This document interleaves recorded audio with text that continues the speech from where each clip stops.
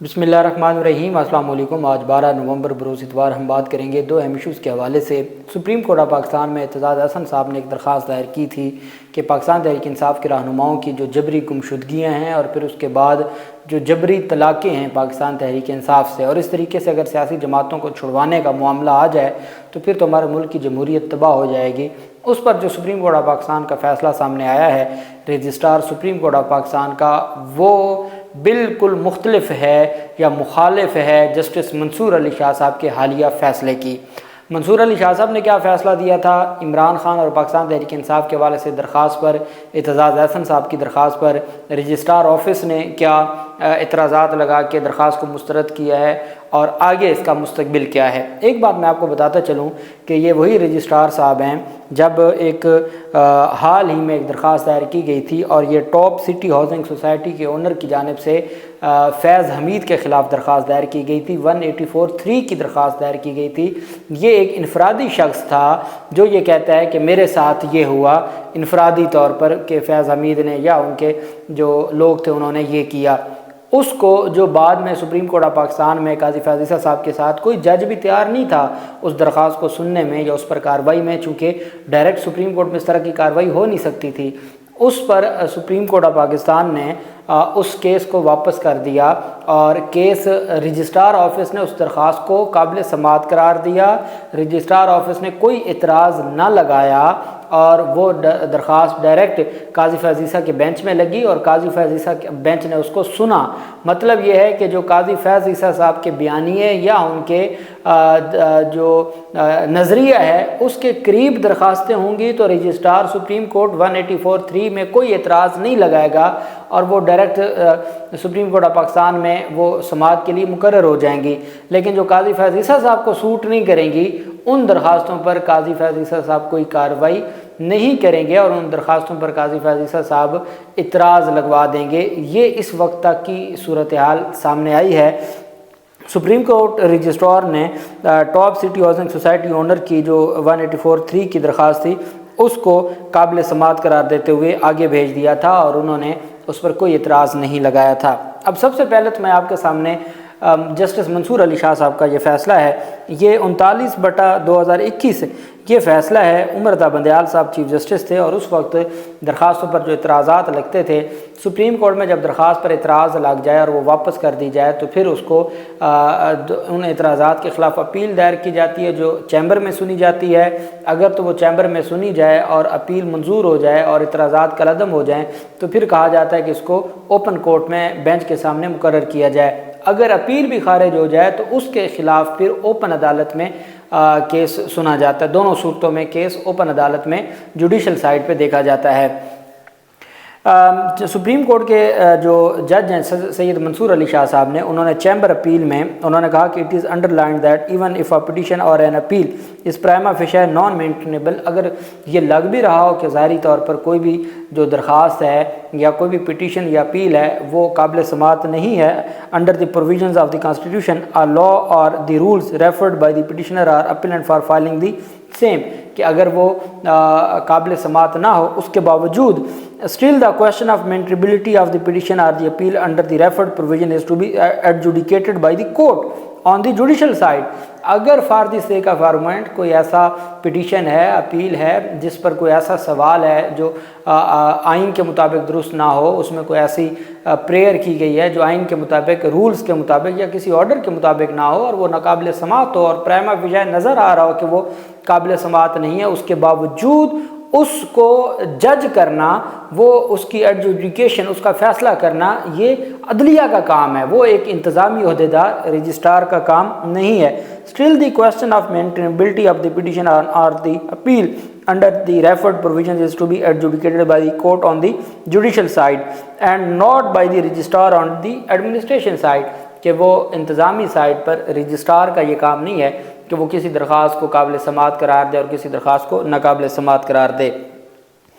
آگے ان کی جانب سے جو اپنی فیصلہ ہے اس میں لکھا گیا، mayor prima facie non-maintainability of a petition or an appeal does not vest jurisdiction in the registrar to adjudicate upon the question of maintainability, صرف اس بنیاد پر جناب کے پرائما فیشا ظاہری طور پر لگ رہا ہے کہ یہ درخواست قابل سماعت نہیں ہے، یہ اختیار نہیں دیتا رجسٹرار کو کہ وہ اپیل اٹھا کے یا پٹیشن اٹھا کے پھینک دے اور ناقابل سماعت قرار دے تو واپس کر دے، یہ کوئی اختیار اس کے پاس نہیں ہے۔ Administration nor can be administrative powers of the registrar under the rules be employed to refuse receiving and registering such petition or appeals which appear to him as non-maintainable، کہ اس کو انتظامی طور پر بھی یہ حق نہیں پہنچتا کہ وہ کسی درخواست کو رد کرے یا کسی درخواست کو واپس کر دے بغیر اس کو رجسٹر کیے، بغیر اس کا نمبر لگائے، بغیر اس کو عدالت میں سماعت کے لیے مقرر کیے، از خود نہیں رجسٹرار اس کو ناقابل سماعت قرار دے دے کہ واپس نہیں بھیج سکتا۔ however the court can discourage the filing of outright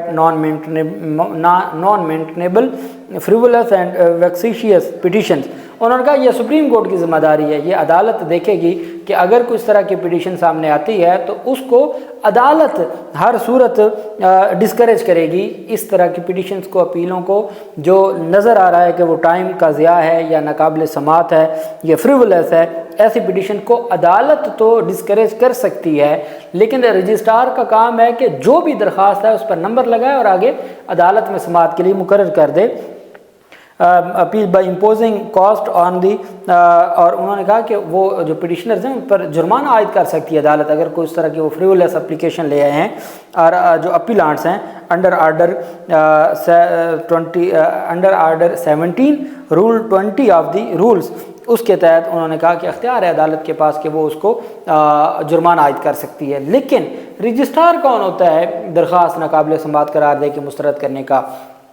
اب یہ اس وقت منصور علی شاہ صاحب نے تفصیلی فیصلہ دیا جب عمر رضا بندیال کا دور تھا، اس وقت کے جو رجسٹرار تھے وہ کسی درخواست کو انہوں نے ناقابل سماعت قرار دیا تھا، منصور علی شاہ صاحب نے یہ فیصلہ دے دیا۔ اب منصور علی شاہ صاحب کا جو پوائنٹ آف ویو ہے وہ تو آج بھی وہی ہے جو پہلے دن تھا۔ اس کا مطلب یہ ہے کہ جو رجسٹرار ہے قاضی فیض عیسیٰ کا، اس رجسٹرار نے جسٹس منصور علی شاہ صاحب کے فیصلے کی خلاف ورزی کرتے ہوئے یہ فیصلہ جاری کیا۔ رجسٹرار سپریم کورٹ نے میاں محمد عامر ملک اس کو یہ لکھا ہے کہ جناب آپ کی جو Aitzaz Ahsan versus federation of Pakistan through secretary ministry of interior and other یہ پٹیشن تھی، اس کے بارے میں انہوں نے لکھا take notice that the above cited constitution petition declaration of enforced disappearance as violative of the constitution of Pakistan, کہ جو جبری گمشدگی ہے سیاسی لوگوں کی، اس کو آئین کی خلاف ورزی قرار دیا جائے، has been filed under Article 184(3) of the Constitution of Pakistan. With the prayer, inter alia, this court may declare enforced disappearance as violative of inter alia Article 4, 9, 10, 14, 19 and 25 of the Constitution of Pakistan, and Commission of Inquiry on Enforced Disappearance does not adequate comply with legal and international standards, کہ جو ذمہ داری بنتی تھی اس commission کی جو جبری گمشدگیوں کے خلاف بنایا گیا تھا وہ بھی کوئی کردار ادا نہیں کر رہا۔ یہ اعتزاز احسن صاحب نے اسپیسیفکلی اس میں عمران ریاض خان کو بھی فریق بنایا تھا، اس میں عثمان ڈار کو بھی فریق بنایا، فروخ حبیب کو بھی، صداقت عباسی کو بھی، شیخ رشید کو بھی بنایا کہ یہ چل کیا رہا ہے پاکستان میں کہ جس کو اٹھا لیا جاتا ہے اس کے بعد جبری طور پر وہ سیاست چھوڑ دیتا ہے، تو اس طرح تو ملک کی سیاست، جمہوریت، آئین، پارلیمنٹ تباہ ہو جائے گی۔ یہ اعتزاز احسن صاحب نے اس پر انہوں نے رجسٹرار آفس نے جو اعتراضات لگائے، پہلا اعتراض that the petitioner has not pointed out as to what questions of public importance, انہوں نے کہا جی پہلی بات تو یہ ہے کہ مفاد عامہ کا نہیں بتایا پٹیشنر نے کہ اس میں مفاد عامہ کے کون سے پوائنٹس ہیں جو اس درخواست میں ہیں۔ اب وہ اس وقت لوگوں کا جو ان کا حق ہے، ان کا آزادی کا، وہ سلب کیا جا رہا ہے، اور رجسٹرار صاحب کہہ رہے ہیں ہمیں بتایا نہیں گیا کہ مفاد عامہ کا کون سا ایسا معاملہ ہے جس پر یہ پٹیشن دائر کی۔ دوسرا that the petitioner is invoking the extraordinary jurisdiction of the Supreme Court under Article 184(3) of the Constitution for the redressal of an individual grievance، وہ انفرادی جو لوگوں کے مسائل ہیں اس پر انہوں نے 184(3) کی درخواست دی ہے جو کہ درست نہیں ہے۔ یہ انفرادی معاملہ نہیں، یہ تو اجتماعی ایک پوری پاکستان کی سب سے بڑی سیاسی جماعت کے ساتھ یہ معاملہ ہے۔ تو جب ہزاروں کارکنان کا مسئلہ ہو یا لاکھوں ممبران پر مشتمل ایک جماعت کا مسئلہ ہو تو وہ انفرادی کیسے ہو سکتا ہے؟ رجسٹرار صاحب کی مجھے سمجھ نہیں آئی، پسند ناپسند ہو سکتی اور تو کچھ نہیں ہے۔ اس کے بعد that ingredients for invoking extraordinary jurisdiction of this court under Article 184(3) of the Constitution have not been satisfied، registrar صاحب کہتے ہیں جی میں مطمئن نہیں ہوں کہ کوئی ایسی کوئی آئین کی خلاف ورزی ہو رہی ہے اور کوئی ایسا معاملہ ہو رہا ہے اور کوئی ایسی جو ڈس اپیئرنس ہے اس سے کوئی آئین کی خلاف ورزی ہو رہی ہے، میں نہیں مطمئن ہو رہا تو ہوتا رہے جو بھی ہونا ہے. That notice issued to the respondent is not properly drawn,